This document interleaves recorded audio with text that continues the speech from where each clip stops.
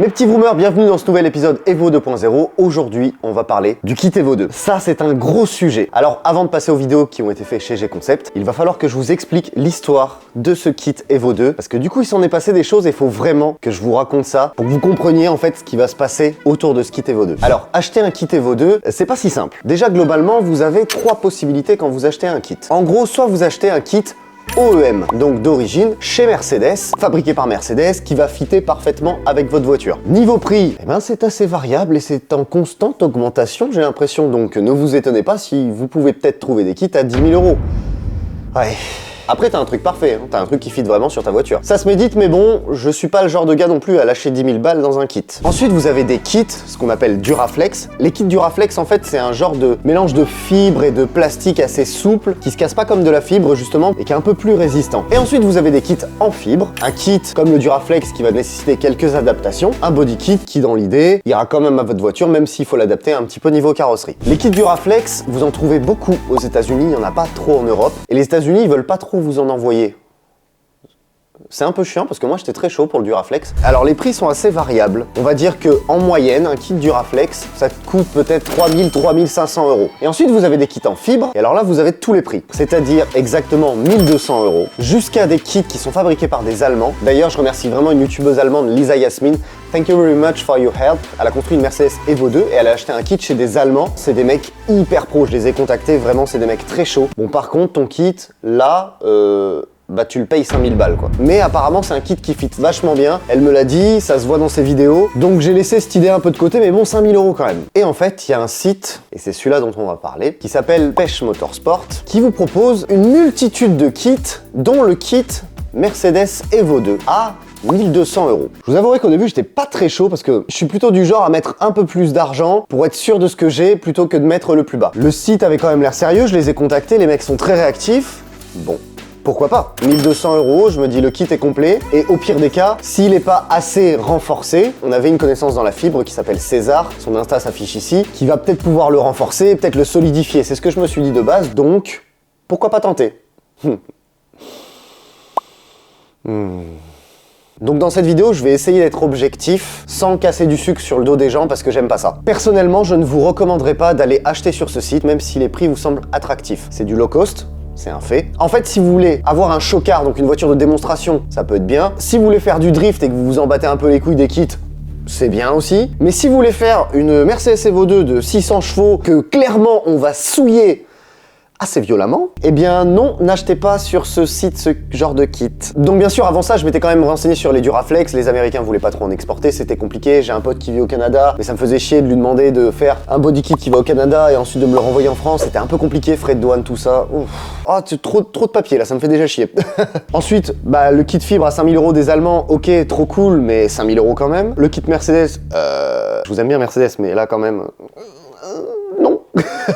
Donc finalement je me suis rabattu sur ça parce que ça me semblait beaucoup plus simple. J'échange des mails avec la personne et je lui dis bah écoutez, est-ce que c'est possible de prendre quelques photos vidéo pour ma chaîne YouTube et tout? Non. Ok, bon. Il y a peut-être des secrets de fabrication, moi je veux pas insister, je me dis ok ça roule. Et il me dit tu recevras ton kit dans 2 mois. Ok très bien. Donc je le commande en janvier, j'attends 2 mois et je reçois ce fameux kit Evo 2. Donc G-Concept reçoit ce body kit, je n'étais pas là donc c'est eux qui ont fait la réception. Déjà le carton était en très mauvais état, merci DHL. Et ensuite à l'ouverture du kit, eh bien tout simplement mon kit était pété. Un bas de caisse défoncé, un aileron complètement pété et tout le reste dans un curieux état. Et là je commence à contacter DHL et le vendeur en leur disant écoutez mon kit est arrivé cassé, est-ce que déjà c'est possible de éventuellement être dédommagé pour des réparations, je demande même pas de remboursement. Voilà, je veux pas non plus créer d'histoire, c'est pas mon genre. Et clairement, les deux, bah ils se renvoient la balle. Non, c'est pas nous, non, c'est pas nous, non, c'est pas nous. Ok. Mais bon, des images valent mieux que 1000 mots. Je vous laisse avec les explications de plusieurs professionnels. Et bien évidemment, qu'est-ce qu'on va faire de ce kit Evo 2? Je vous adore, mais là on va parler de sujets qui fâchent quoi. Et Mika que vous avez pas encore vu, je vous le présente officiellement, il est là. C'est le carrossier peintre du projet. Ah, ça fait plaisir de te voir un peu en vidéo. Je suis pas très à l'aise, mais bon, ça va. T'inquiète, ça va le faire. C'est la première. Ah voilà, donc là j'ai convoqué on va dire les deux experts parce qu'on va aborder le sujet un peu... Et ouais, fâcheux. Le sujet fâcheux là du projet qui est le kit Evo 2 bien sûr. Ce qu'on va faire, je pense qu'on va sortir un petit peu tout, comme ça vous allez voir. Regardez les ailes. Ouais, ce qu'il en est, et puis bah on prend une décision là juste après quand on voit tout.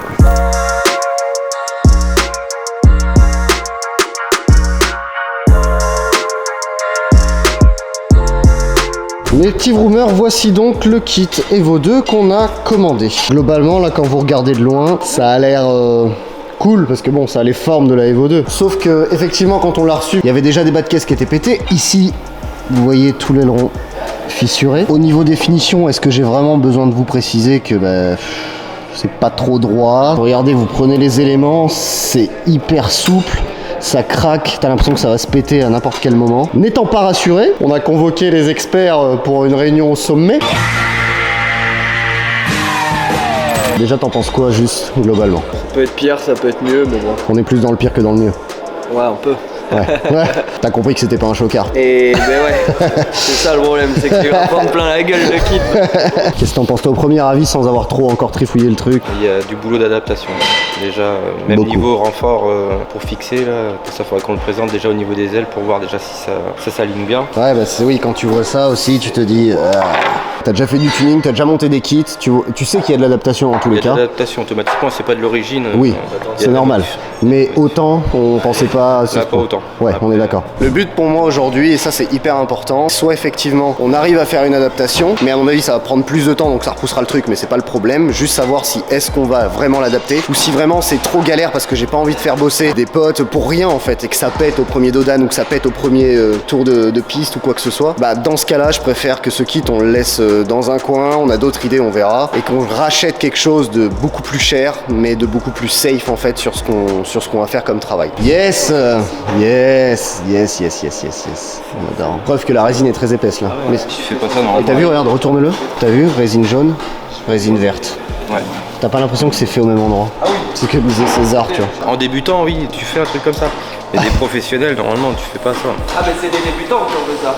Ouais, c'est sûr, c'est sûr. Mais ils ont fait ça au pinceau quoi. Et même là, tu vois, il me montrait les attaches, tu vois, genre, regarde. Ouais, c'est que de la colle en fait. Hein. C'est que de la colle, et puis surtout, bah, ça veut dire que tu forces, tu les pètes, comme disait Bah César. là, tu vois. tu sers. Ouais. Envie d'essayer. T'as déjà présenté sur la voiture pour voir ce que ça vaut? Oui, fait. mais ça change pas au visuel qu'on a ici. C'est clair. C'est les gens de la GT40 hein. Ouais, c'est les gens de la GT40, ouais, là. Ah, monsieur à l'œil, monsieur à l'œil. De toute façon c'est orange, ils trompent pas. Ah, c'est sûr. C'est pareil, quand tu te mets au soleil, regarde, tu vois la peinture, Ouais, tu vois tout. tu vois les petits détails. Hein. Là, ouais, il y a du taf. Après ça serait que ça encore, ça va. Ouais, mais là, avant de l'adapter. Faut tout réapprêter. T'as juste une base en fait, Juste une les mini œufs et base. la farine et on doit faire les crêpes quoi. Ouais, ouais, je vois le genre. Bien. Il n'y a pas besoin de modif là. Ah ouais, pas besoin de modif. Ouais. Là, tu fais comme il faisait à l'époque du tuning. Là, tu prends la colle à pare-brise. Là, tu fais un petit coup de doigt comme ça. et puis Oh c'est putain. nickel. Oh non. Ça c'est vraiment en plus la pièce qui me fait rêver, c'est vraiment celle-ci. Oh là là, merde, comment ça habille. Ah, je suis fan. Oh là là, mais par contre, ça me fait tellement mal au cœur de le voir péter. Et regarde, il est même pas droit et tout. Tu veux voir l'intérieur? Ça me fait mal au cœur. Ouais.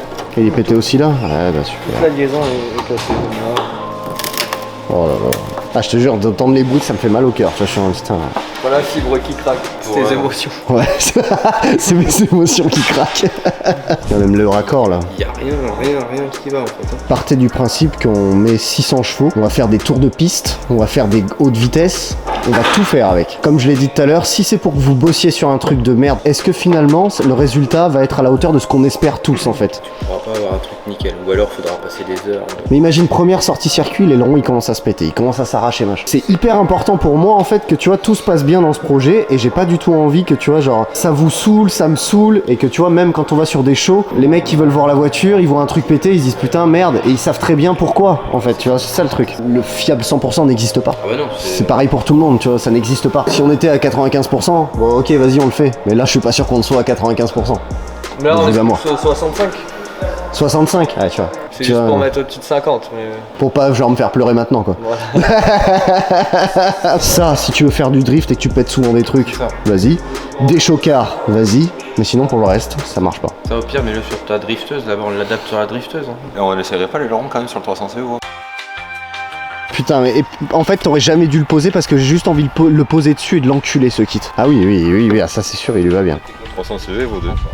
On le répare au scotch. Ah c'est insolent. Eh mec, non, mais... Il a été poncé mon gars, c'est même pas soufflé. Ils ont même pas mixé, ne serait-ce qu'un coup de chiffon, tu vois. Volvus V10 et Evo 2. Ça me rappelle les voitures qui sont dans Cars, tu sais, avec l'aileron qui est hyper haut et tout. César, t'es d'accord? Toi tu achèteras un autre kit. Ouais. T'es d'accord toi aussi Mika? Voilà, ouais. Si tu veux faire un truc propre, qui tienne dans le temps, c'est pas avec ce genre de kit. T'as entendu ce qu'ils ont dit ou pas, Matt? Ouais, on va le mettre sur la 316. Si quelqu'un en veut, tu vois, que je le vends en toute honnêteté, en toute transparence, ok. Si personne en veut, Sur la 316. on le met sur la 300 CE de drift et on va drifter avec. Et on l'éclate. Bon. Voilà mes petits boomers. Ce kit malheureusement n'est pas de bonne qualité, la fibre est trop fine, ça n'a potentiellement pas été fabriqué au même endroit parce qu'il y a des fibres qui sont différentes. Ça a été même probablement certaines parties achetées sur Wish, enfin j'ai vraiment cette impression. Les finitions sont dégueulasses et encore une fois le problème c'est que ça va nécessiter beaucoup trop de temps pour un résultat à mon avis qui sera pas du tout à la hauteur de nos attentes. Donc ça sert à rien de se prendre la tête avec ce kit et on va complètement en acheter un autre. Après quel kit je vais choisir, on verra au fur et à mesure du temps et surtout au niveau des finances parce que vous vous en doutez bien, entre acheter un kit à 1200 €, ce qui est déjà énorme, et un kit bah au moins à 5000 € quoi, bah, il y a quand même un sacré delta là. Hein.